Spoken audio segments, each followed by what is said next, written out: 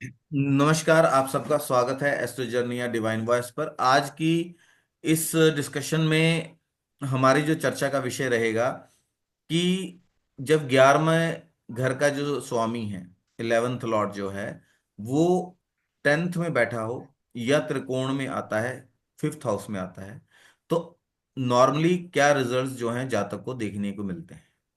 इसमें एक चीज जो ध्यान देने योग्य है, सभी जो हम चीजों को ड्राइव कर रहे हैं, अब उसमें काल पुरुष की कुंडली का बहुत ज्यादा इंपॉर्टेंस है, so that to understand the bhav और उसके जो रिजल्ट्स आ रहे हैं कॉम्बिनेशन के, वो किस तरीके से आ रहे हैं।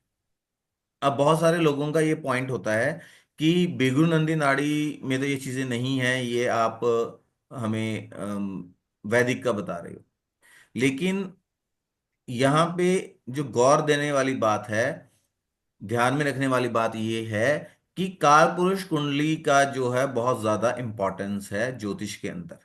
और जब आपको प्लैनेट के बारे में, उसके कारक तत्वों के बारे में, या भाव या उसके कारक तत्वों में उस भाव का कौन सा कारक है, उसके बारे में नॉलेज नहीं होगी, डीप अंडरस्टैंडिंग नहीं होगी, तो एक तो आपको प्रिडिक्शन करने में, ड्राइव करने में मुश्किल होगी।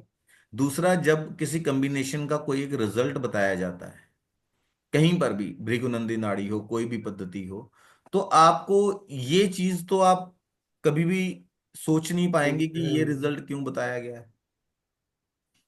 ठीक है। कहीं पर अगर वो रिजल्ट बताया गया है वैसा हो रहा है, उस कॉम्बिनेशन को सपोर्टिंग एलिमेंट क्या क्या है, किन चीजों की वजह से वो और प्रमुखता से वो घटना या वो गुण या वो इवेंट या वो किसी के अंदर वो आदत जो है वो क्यों मिलती है। ठीक है। और अगर ऐसा वो रिजल्ट जो हमें बताया गया है किसी कॉम्बिनेशन का, जो कि भृगुनंदी नाड़ी में इस ग्रह के साथ वो बैठा हो तो ऐसा होता है, इस तरीके से है, तो वो अगर हमें नहीं मिल पा रहा, तो कौन से ऐसे एलिमेंट हैं जो उसको वीक कर रहे हैं, वो रिजल्ट एज इट इज क्यों नहीं आ रहा। ठीक है। कहीं कहीं वो फेल भी होता है ना, तो हमें ये भी हमें ये भी सोचना पड़ेगा कि ऐसा रिजल्ट फॉलो क्यों नहीं हुआ। उसके लिए भाव, प्लैनेट्स, प्लैनेट्स के कारक तत्व, भाव की नॉलेज होना, इन चीजों के बारे में मालूम होना हमें, मेरे हिसाब से, बहुत ज्यादा आवश्यक है, इंपॉर्टेंट है। ठीक है। तो इस चीज के ऊपर हम चर्चा करेंगे, 11th लॉर्ड इन 10th और 11th लॉर्ड इन 5th। इससे पहले कि हम अपनी चर्चा को स्टार्ट करें, मेरा आप सबसे अनुरोध है जो हमारे चैनल पे जुड़े हुए हैं कि चैनल को लाइक, शेयर और सब्सक्राइब करना ना भूलें, क्योंकि आपके शेयर, लाइक और सब्सक्राइब से हमें आगे बढ़ने में मदद मिलती है, हमें ग्रो करने में मदद मिलती है, और हमारे चैनल की जो रीच है वो और लोगों तक बढ़ती है, ताकि इस चर्चा का जो आनंद है और लाभ है वो सभी उठा सके। ठीक है। जरूर। तो यहाँ पे अगर हम देखें,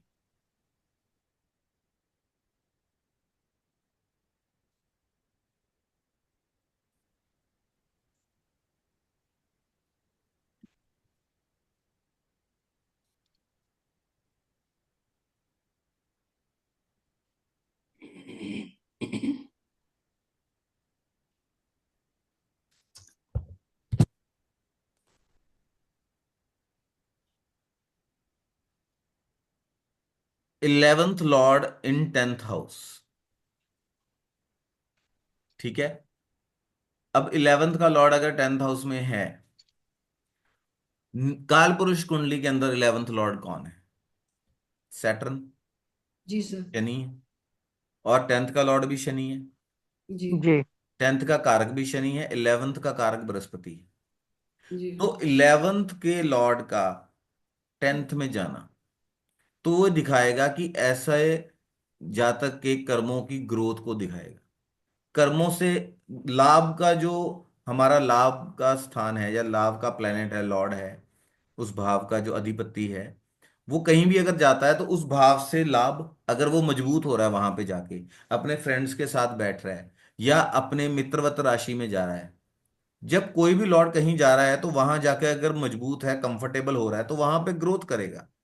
इलेवेंथ का जो उपचय स्थान है ना, तो इलेवेंथ का लॉर्ड जहां भी जा रहा है वहां पे ग्रोथ करेगा। लेकिन वो ग्रोथ अगर आप अपने फ्रेंडली इन्वायरमेंट में हैं तो आपको हेल्प मिलती है ग्रोथ करने में। या आप कहीं भी कोई कार्य करने जा रहे हैं, आप एक फ्रेंडली इन्वायरमेंट के अंदर जा रहे हैं, तो आप अच्छे से कार्य कर पाओगे।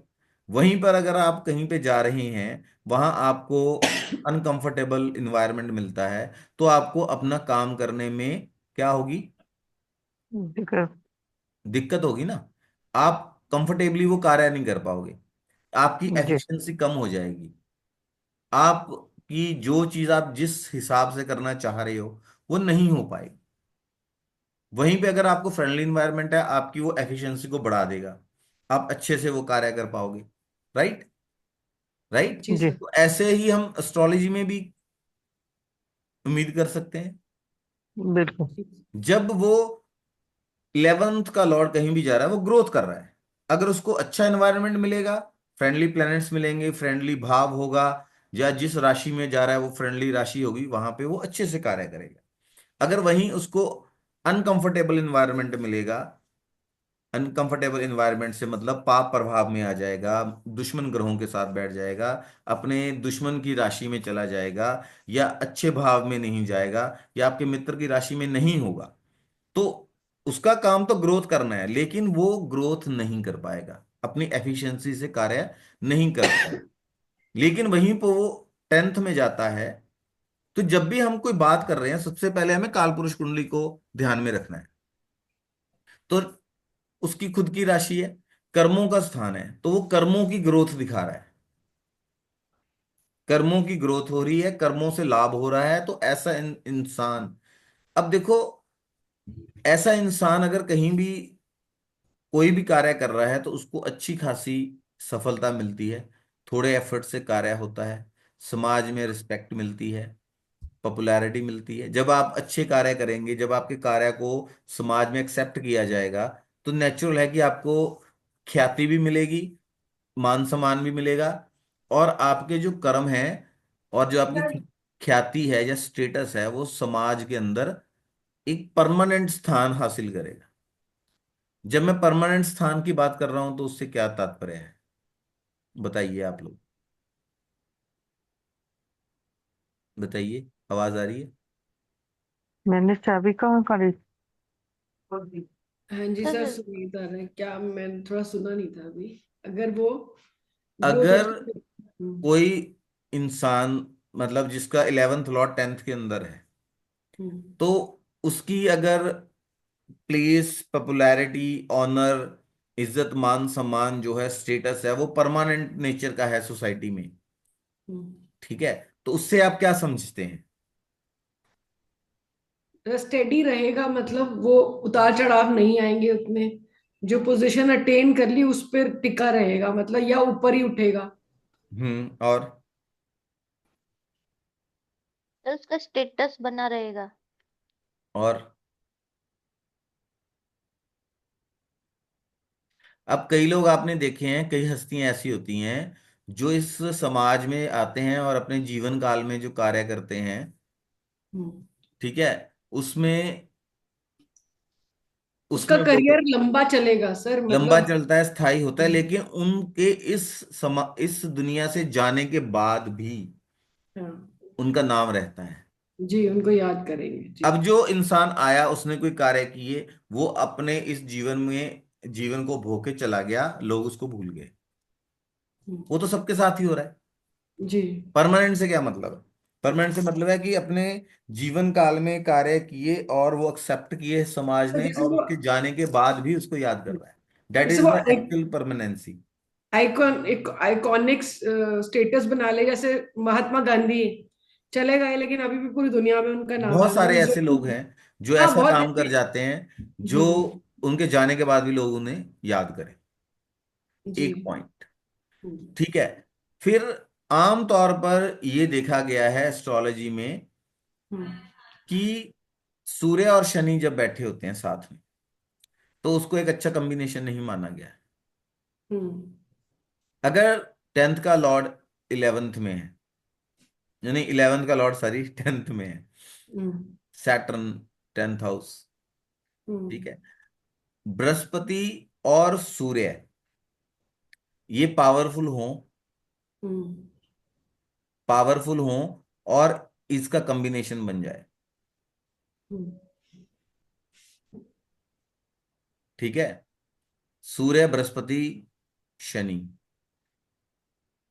ये कॉम्बिनेशन किसी के हॉरोस्कोप में हो, हम्म।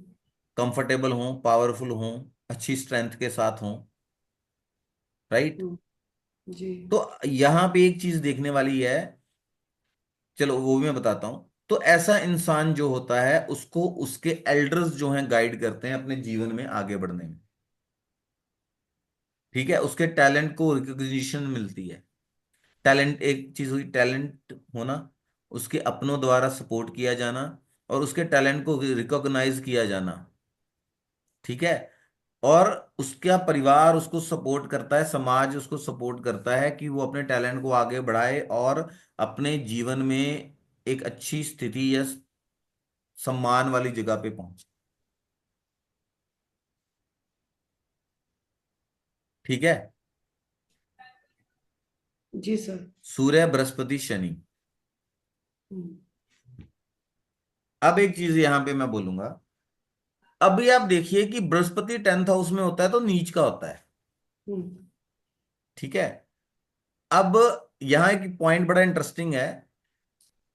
हम्म। जब बृहस्पति 10th हाउस के अंदर होता है उसको नीच का माना जाता है, उसको सूर्य की सपोर्ट दी जाती है हम्म। लाल किताब में। ठीक है। सूर्य को जल प्रवाह किया, मतलब गुड़ को जल प्रवाह किया जाता है, तांबे के सिक्कों को जल प्रवाह किया जाता है, सो दैट कि सूर्य 4th हाउस में पहुंचे और 4th हाउस एक्सपेक्ट करता है 10th हाउस को। 10th हाउस को। अब 10th हाउस में बृहस्पति है तो बृहस्पति इज एसोसिएटेड विद, हम काल पुरुष की कुंडली पे बात कर रहे हैं, लाल किताब तो चलती ही काल पुरुष की कुंडली पे है। Brihaspati is associated going to the Saturn place, associated with Saturn, वहां पे नीच का है, वहां पे उसको सूर्य की सपोर्ट दी जा रही है। हम्म। तो क्या कॉम्बिनेशन बन रहा है वहां पे? सूर्य बृहस्पति और शनि का। जी सर। अब जो बृहस्पति 10th हाउस में नीच का है, अगर उसको सूर्य की सपोर्ट मिल जाए, सूर्य की सपोर्ट मिल रही है, तो कॉम्बिनेशन बन, उसको क्या किस में चेंज किया जा रहा है? सूर्य शनि और सॉरी, शनि बृहस्पति और सूर्य में। जी सर। तो वो अच्छा परफॉर्म करेगा, उसको टैलेंट को रिकॉग्नाइज किया जाएगा और ऐसा इंसान जो है उसके कार्य को जो है रिकॉग्निशन मिलती है और ऐसा इंसान अपनी लाइफ में आगे बढ़ता है, अच्छी रेपुटेशन को अर्न करता है, दूसरों समाज में अच्छी रिस्पेक्ट, मान सम्मान हासिल करता है।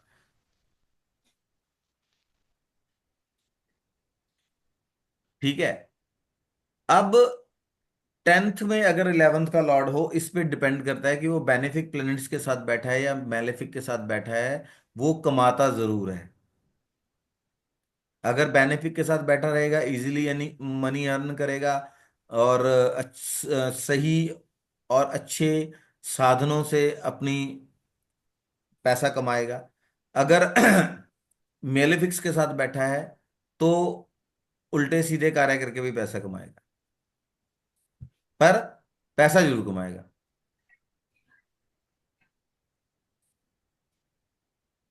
ठीक है ना जी। जी सर। 11th लॉर्ड अगर 10th में बैठा हो तो करियर में बहुत अच्छी सक्सेस देता है। अब ये चीजें मैं सभी कह रहा हूं, ये कालपुरुष कुंडली में है, हम कालपुरुष कुंडली को लेके जा रहे हैं।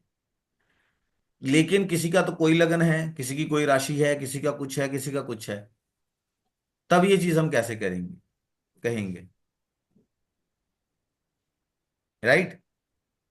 तो हमने कॉम्बिनेशन क्या देखा, शनि बृहस्पति सूर्य का ये कॉम्बिनेशन बनाया, या 10th का लॉर्ड 11th का लॉर्ड 10th में आया हो, तो ये कॉम्बिनेशन हो, या नेचुरली जो उनके किसी भी लगन या राशि के हिसाब से 11th का लॉर्ड 10th से कॉम्बिनेशन बना ले, या पंचम नवम और एकादश और 10th का कॉम्बिनेशन अगर बनता है तो ये भी जीवन में सक्सेस देता है, रिकॉग्निशन देता है, अपने परिवार की तरफ से आपको सहायता मिलती है ताकि आप जीवन में आगे बढ़े, समाज भी आपके प्रयत्नों को रिकॉग्नाइज करता है।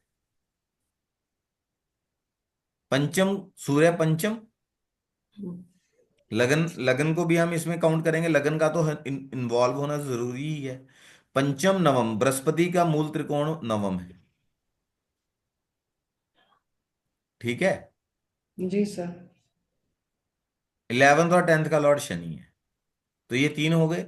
और वैसे अकॉर्डिंग टू द लगन या राशि, पंचम नवम दसम और 11th का अगर कॉम्बिनेशन बन जाता है तो ये भी कॉम्बिनेशन है, और ये कॉम्बिनेशन दोनों अगर किसी हॉरोस्कोप में है तो सक्सेस तो फॉर श्योर ही है, मिलेगी ही मिलेगी, राइट। जी सर। सक्सेस तो मिलेगी ही ना। जी सर बिल्कुल। ठीक है। और साथ में अगर हम एक चीज देखें तो मैंने कुछ टाइम पहले एक चीज बोली थी कि सर्टेन कॉम्बिनेशंस हैं, उनके जो रिजल्ट्स हैं वो स्ट्रांगली फेल्ट होते हैं। कब फेल्ट होते हैं? जब उनके सपोर्टिंग कॉम्बिनेशंस भी हैं। एक, पांच, नौ, दस, 11, हम्म।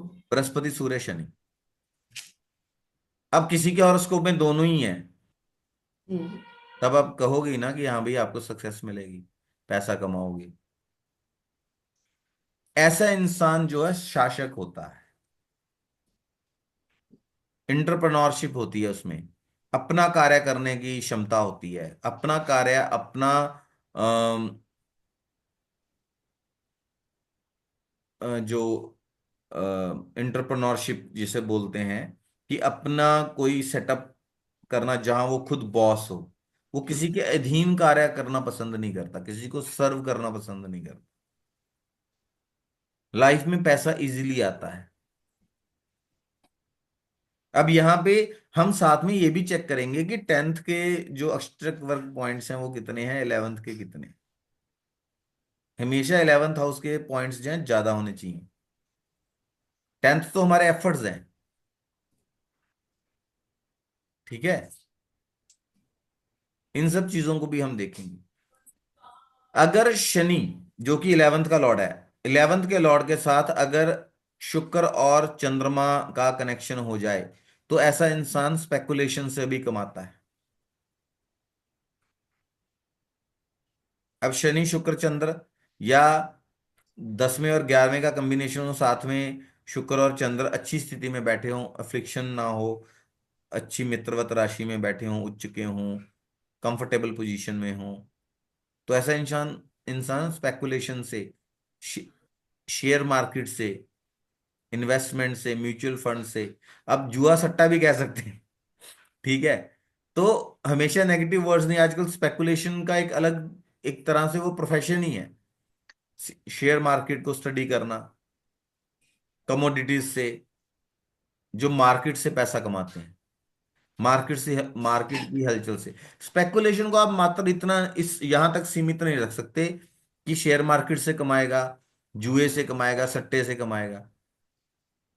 इसको आप थोड़ा अगर प्रोस्पेक्टस में देखें कि दूरदृष्टि बड़ी अच्छी है बंदे की, उसको पता है कि हाँ यहाँ ग्रोथ मिल सकती है, जल्दी ग्रोथ हो जाएगी, वहां इन्वेस्ट कर देगा, ठीक है। वहां इन्वेस्ट करके कमा लेगा। मतलब अपनी उसकी अभी दूरदृष्टि रखना भी तो एक स्पेकुलेशन हो गया ना। जी सर। आप सोच रहे हैं कि हाँ ये होता है, इस सीजन में ऐसे होगा तो ये वाली जो चीज है उसके बाजार में तेजी आएगी, फोरकास्ट करना, फोरकास्ट फोरकास्ट। हो जाएगा, हम्म। ठीक है ना। तो जी। स्पेकुलेशन हो गया वो भी, जी। वहां से भी आप कमा रहे हैं। आप स्पेकुलेशन तो कहीं ना कहीं अपने नॉलेज के बल पे ही कर रहे हैं ना। हम्म। वो फैशन में भी होता है, जो जो सर फैशन डिजाइनर्स होते हैं कि अब ये ट्रेंड रहेगा, ये भी तो एक तरह का फोरकास्ट है ना, किसी उनका भी भी वीनस। किसी भी कार्य में, किसी भी कार्य में जो दूर दृष्टि रख रहा है, मैं कह रही हूँ सर, उसमें भी एक कॉम्बिनेशन आ जाएंगे, सैटर्न वीनस मून। बिल्कुल। किसी भी कार्य में अगर आप देखें, कोई लॉयर है उसको मालूम है कि हाँ अगर वो पहले ही स्पेकुलेट कर रहा है कि उसका कोई केस है, ये केस ऐसे ऐसे ऐसे ऐसे जाएगा, हम्म। इसको मैं इस तरीके से आगे बढ़ा के जीत जाऊंगा। जी जी जी जी बिल्कुल। मतलब प्री प्लान करना चीजों हम्म। को। तो इसमें ये सब चीजें भी कवर होंगी, शेयर मार्केट भी हो गया, म्यूचुअल फंड्स हो गया, या कहीं ऐसा इन्वेस्ट करना जहां उसको मालूम चले कि हाँ मुझे जल्दी गेन्स मिल जाएंगे। ठीक है ना। लेकिन अगर ये कॉम्बिनेशन में 6 8 12 का, सिक्स और एट लॉर्ड का इनका कम आ जाए, या केतु का और मार्स अगर उसमें है, मंगल जो है, मंगल अगर अफ्लिक्शन में है, वीक बैठा है, ऐसा कोई कॉम्बिनेशन इसके साथ बन जाए, तो ऐसा इंसान स्पेकुलेशन से पैसा खराब करता है। उसे स्पेकुलेशन नहीं करनी चाहिए। राइट। जी सर। उधार भी नहीं लेना चाहिए।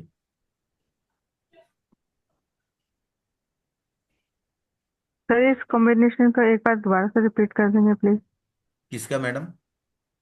ये जो स्पेकुलेशन फिर में लाया बोला ना कि जहाँ देखिए पर अगर नुकसान होता है। 11 काल पुरुष कुंडली में 11th का लॉर्ड जो है हम्म। वो शनि है, 10th का भी शनि है। हम्म। हम्म। ठीक है। 10th और 11th का कॉम्बिनेशन हो, ठीक है, हम्म। और या 10th और 11th का कॉम्बिनेशन हो, उनका संबंध शुक्र और चंद्रमा से बन जाए, त्रिकोण में क्या? आ जाएं, साथ बैठे हों, और हम्म। उनकी पोजीशन अच्छी होनी चाहिए,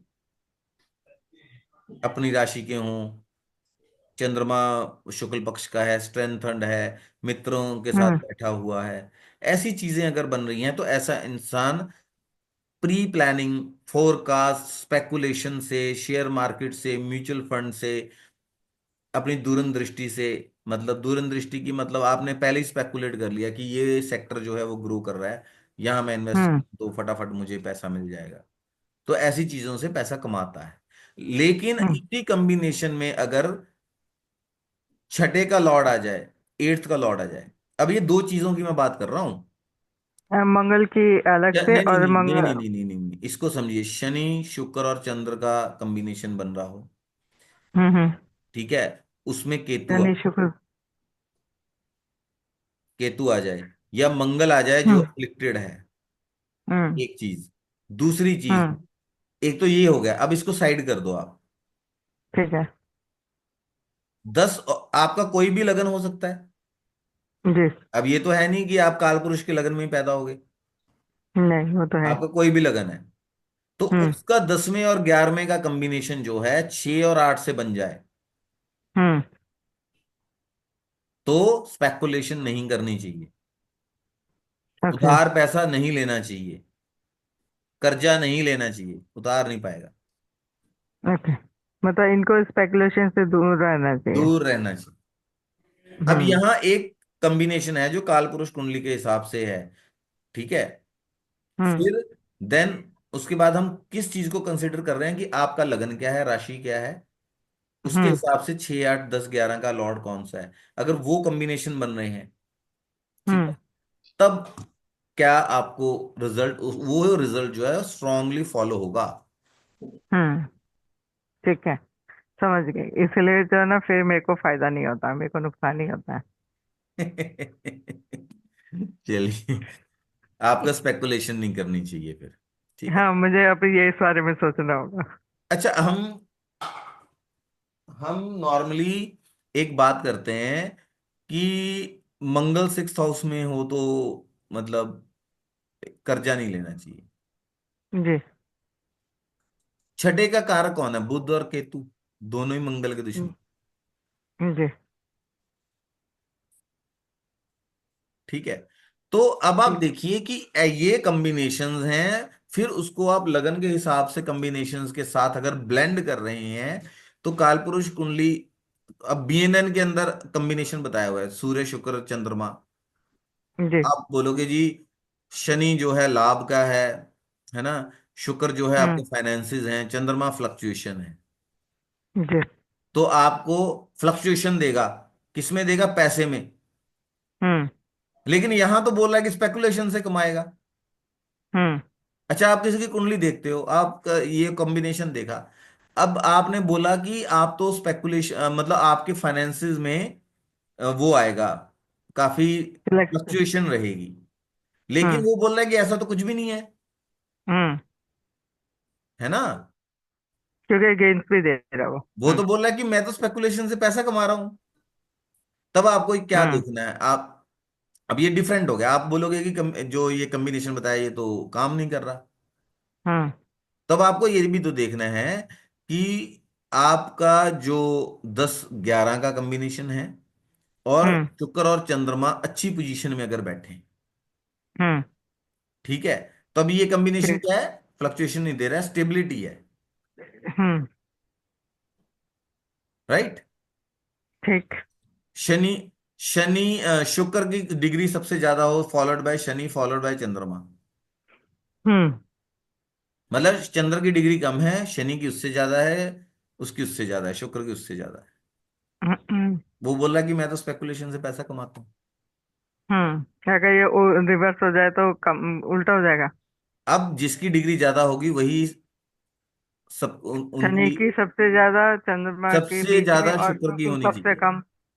शुक्र, शनि, चंद्र, हम्म डिक्रीजिंग ऑर्डर में लीजिए। स्पेकुलेशन से हम्म फायदा होगा, प्रोवाइडेड कि अच्छा। कोई दुश्मन ग्रह की या कोई जो उसका एनिमी है उसकी दृष्टि ना हो, कोई मैलेफिक की ज्यादा मतलब मैलेफिक की डिस्टरबेंस ना हो।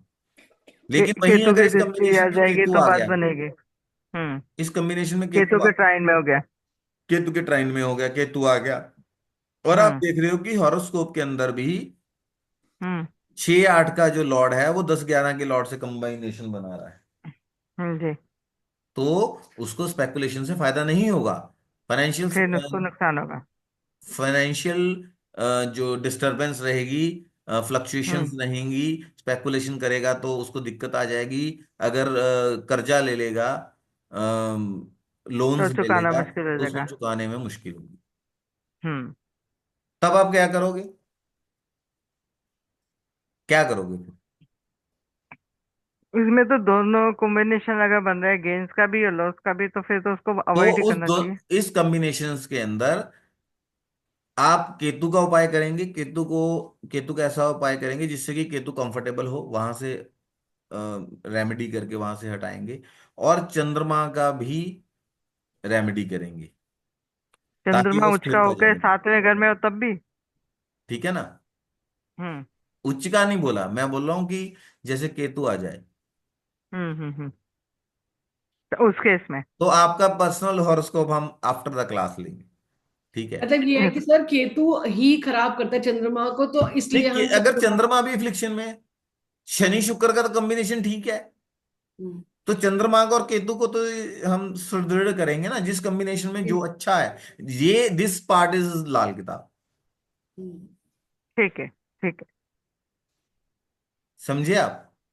है जी। क्लियर मैं हुआ? कॉम्बिनेशन के हिसाब से समझना चाह रही थी, पर्सनल हॉरोस्कोप को डिस्कस नहीं करना चाह नहीं रही नहीं, थी, no no, combination. Not a issue at all. अभी फिर हम हम्म ना उससे हम अलग चले जाते हैं। ठीक है। ठीक है। तो अब यहाँ पे हमने कॉम्बिनेशन को समझा, जी। कालपुरुष कुंडली के हिसाब से जो कॉम्बिनेशन बना है, बीएनएन के हिसाब से जो कॉम्बिनेशन बना है, देन उस कॉम्बिनेशन में फ्लक्चुएशंस क्यों आ रही हैं, मतलब जो रिजल्ट आने चाहिए वो नहीं आ रहे, तो क्यों नहीं आ रहे वो क्यों देखना है। नहीं आ रहे हैं, तो आपको कहाँ कहाँ हम्म, किस चीज को देखना, कंसिडर करना जरूरी है। ठीक है। ठीक है। फिर हाँ जी। अगर 10th का लॉर्ड जो है बृहस्पति, सॉरी बृहस्पति अगर 10th हाउस के अंदर है, या 11th का लॉर्ड होकर 10th में आ गया है, लेकिन या बृहस्पति 10th में आता है, ये डिससेटिस्फेक्शन क्रिएट करता है। हम्म ठीक है। सैटर्न की डिग्री ज्यादा हो, बृहस्पति की डिग्री कम हो, बृहस्पति सैटर्न एक साथ हो, हम्म प्रोफेशन में डिससेटिस्फेक्शन क्रिएट करना, हम्म या बृहस्पति 10th हाउस से संबंध बना ले, 10th हाउस में चला जाए, हम्म संबंध बना ले 10th हाउस में चला जाए। जी। अगर बृहस्पति शनि का कॉम्बिनेशन है तो बृहस्पति की डिग्री ज्यादा होनी चाहिए, हम्म तो जी। आपको बहुत अच्छे रिजल्ट्स देखने को तो मिले। सेटिस्फैक्शन कब हो, जब जुपिटर ज्यादा डिग्री पे हो तब। यस। क्योंकि ये चीज, लेकिन वहां पे तो डेब्रिटेट हो जाता है ना वहां पे हाँ तो। तो बृहस्पति अगर शनि की डिग्री हम्म ज्यादा है, बृहस्पति की कम है, तो एक डिससेटिस्फेक्शन क्रिएट करेगा, ट्रबल्स क्रिएट करेगा, ज्यादा मेहनत करनी पड़ेगी। जुपिटर के ज्यादा होने पे वो कंफर्ट दे देगा एक। आपको हमेशा कोई ना कोई गाइड मिल जाएगा उस सिचुएशन हम्म। से निकालने के लिए। आपको इजी अवेलेबल अपॉर्चुनिटीज मिलेंगी। 11th हाउस तो जो कुछ ना है कुछ ऐसे वो साधन बन जाएंगे जहां पर इजीनेस आ जाएगी व्यक्ति इजीनेस को। आ जाएगी। आपको मित्रवत लोग मिलेंगे प्रोफेशन में। आपको ऐसे लोग मिलेंगे जो आपको प्रोफेशन में कंप्लीमेंट कर रहे हैं, इजी बना रहे हैं हम्म। आपके लिए। ये सब चीजें होंगी easy. White collar job, easy job, जहां अटक रहे हो कोई हेल्प करने के लिए मिल रहा है, कोई गाइड करने के लिए मिल रहा है। प्रोफेशन में क्या है, ये दो लोग क्लर्क भर्ती हुए, हम्म। दोनों के पास इक्वल अपॉर्चुनिटीज हैं, है ना। या दो लोग कोई ऑफिसर रैंक पे चले गए, एक बेचारा फ्रस्ट्रेटेड है। अब वो कोई भी कार्य करने के लिए जाता है, उसके सीनियर्स उसको रिकॉग्नाइज ही नहीं करते, उसको डिमोरलाइज कर देते हैं। या या उसको कोई ना कोई क्रिटिसाइज करते प्रॉब्लम आ रहते रही हैं। है, साथ के जो को वर्कर्स हैं कोई ना कोई हिंड्रेंस क्रिएट कर रहे हैं, उसको कोई गाइडेंस नहीं मिलती, मेहनत ज्यादा करनी पड़ रही है।